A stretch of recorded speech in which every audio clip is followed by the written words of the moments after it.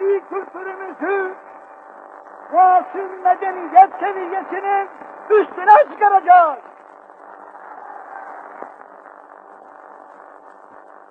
Bunun için bizce zaman ölçüsü geçmiş asırların gevşedici zihniyetine göre değil, asrımızın sürat ve hareket mefhumuna göre düşünülmelidir.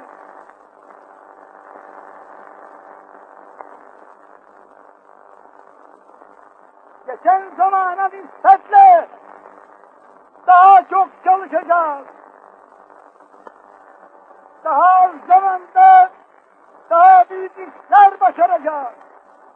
Bunda da kılacağız.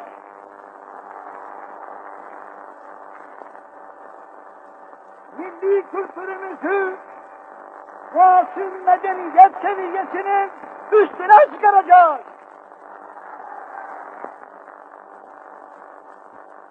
Bunun için bizce zaman ölçüsü geçmiş asırların gevşedici